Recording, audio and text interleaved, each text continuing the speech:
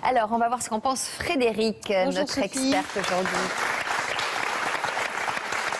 Vous confirmez que c'est vraiment une histoire de génération, que les femmes d'aujourd'hui osent prendre ce genre de décision, ça, là où nos mères et nos grands-pères n'auraient jamais imaginé cela. Oui, tout à fait. C'est vraiment une tendance lourde et c'est la première génération qui va vivre plusieurs couples dans une seule vie.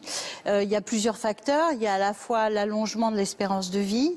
On vit mieux, plus longtemps, en meilleure forme, mais aussi c'est une génération de femmes qui travaillent, qui sont plus autonomes, qui sont moins dépendantes financièrement et qui du coup ne se contentent pas forcément d'un couple qui ronronne ou d'une routine ou d'insatisfaction effectivement que les femmes auparavant subissaient en se disant qu'elles n'avaient pas trop le choix. Aujourd'hui, elles ont le choix et souvent dans le couple, pourquoi ce sont les femmes qui décident plus que les hommes? Les hommes ont plus facilement une tendance à se contenter de quelque chose qui vivote, alors que les femmes, dans le couple, ont besoin que les choses avancent, que les choses bougent, que les choses évoluent.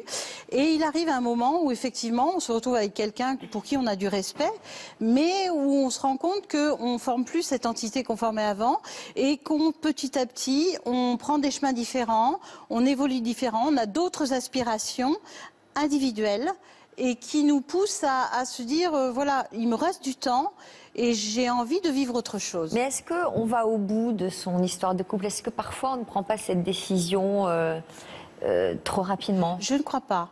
Je ne crois pas, parce que au bout d'un certain nombre d'années de couple, quand on a vécu 40 ans ou 30 ans avec un homme, quand on décide de se séparer, ça fait longtemps que ça ne va pas.